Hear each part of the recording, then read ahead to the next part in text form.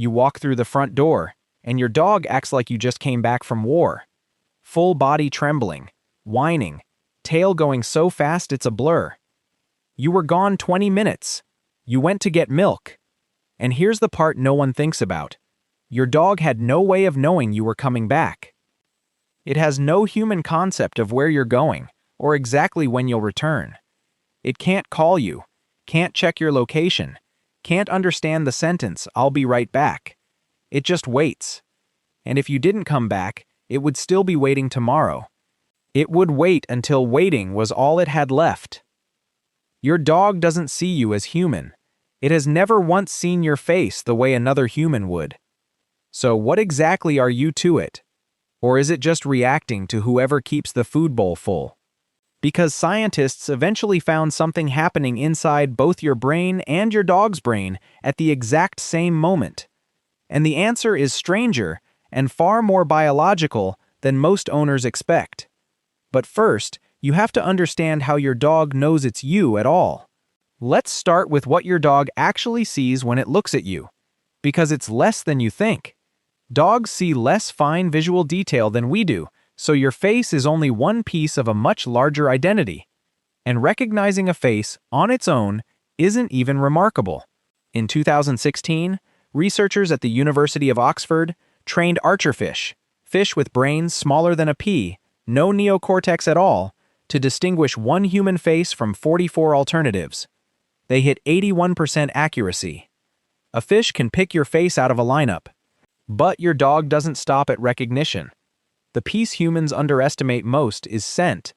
A dog's nose has about 300 million olfactory receptors. You have roughly 6 million. The part of their brain devoted to processing smell is, proportionally, 40 times the size of yours. To your dog, you are not a face. You are a chemical signature so specific it might as well be a fingerprint. And in 2014, a neuroscientist at Emory University named Gregory Burns decided to find out what that signature actually does inside a dog's brain. He trained a terrier mix named Callie, a shy, skinny rescue he'd adopted from a shelter, to lie completely still in a functional MRI scanner. No sedation, no restraints. Just a dog choosing to hold still while a machine mapped her brain in real time. Burns presented Callie and 11 other dogs with 5 different scents on gauze pads: a familiar human, an unfamiliar human, a familiar dog, an unfamiliar dog, their own scent. The caudate nucleus, the part of the brain that processes reward and positive expectation, lit up the most for one scent. Not food, not the other dog in the household, the familiar human. That's not just recognition. It's a positive association strong enough to light up the reward system, without a single treat in the room.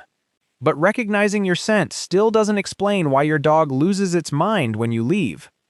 In 2014, a team at Eötvös Loránd University in Budapest put dogs and humans through the same set of auditory tests inside MRI scanners and found something no one had documented before.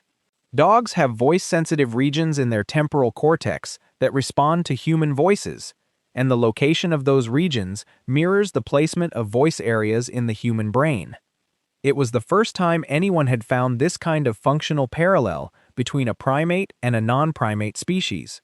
Your dog isn't just hearing you. Part of its brain is tuned specifically to the sound of a human voice. And what makes that tuning so hard to explain away is that it doesn't appear to be learned. In 2002, Brian Hare and Michael Tomasello at Duke University showed that domestic dogs can follow a human pointing gesture to find hidden food.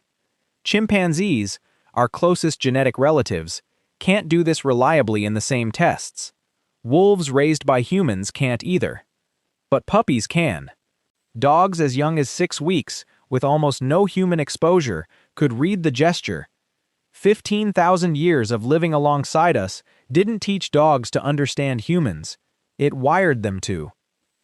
But that's evolution, explaining the general connection, why dogs bond with humans at all. It doesn't explain what happens when a dog picks one particular human, your voice, your scent, your particular way of being in a room, and treats that person as the center of everything. Knowing your voice is one thing, depending on your presence is something else. In 2013, a team at the University of Vienna tested something called the secure base effect. They put dogs in rooms with food puzzles under 3 conditions: owner present, owner absent, stranger present. When the owner was there, the dogs were curious, motivated, willing to try. When the owner left, they shut down, wouldn't engage. A stranger sitting in the same chair, offering the same encouragement. Nothing. They needed their person. The researchers described the resemblance to human-infant attachment behavior as remarkable. Your dog doesn't see you as its master. It sees you as the reason the world is safe enough to explore.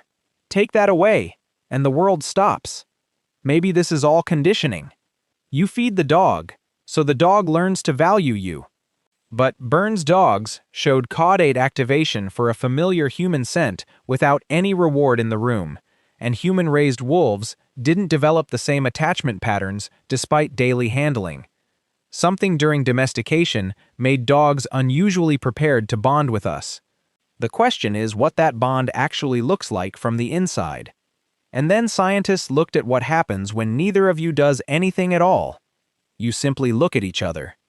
In 2015, a team at Azabu University in Japan published a study in Science showing that when a dog and its owner look into each other's eyes, both of them release oxytocin, the same hormone, the same feedback loop. Dogs appear to engage a chemical system that also plays an important role in parent-infant bonding. And your dog's brain enters this loop when it looks at you, and you enter it when you look back. The researchers also tested human-raised wolves. The same gaze-mediated oxytocin loop did not appear. Whatever this is, domestication built it. Wolves never got it. Or so it seemed. In 2020, researchers in Budapest found that hand-reared adult wolves do form attachment bonds with their handlers. Stress during separation, contact seeking at reunion, but not through the gaze loop. The researchers suggested something older may be underneath it. The machinery wolves used to bond with pack members, redirected toward a human. Dogs inherited that ancient wiring. Then domestication built something new on top of it. Your dog didn't learn to bond with you, it evolved to.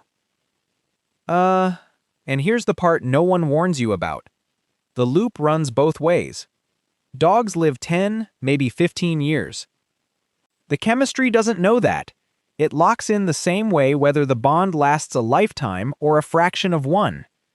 Whether you call that love or chemistry probably depends on whether you think the distinction matters.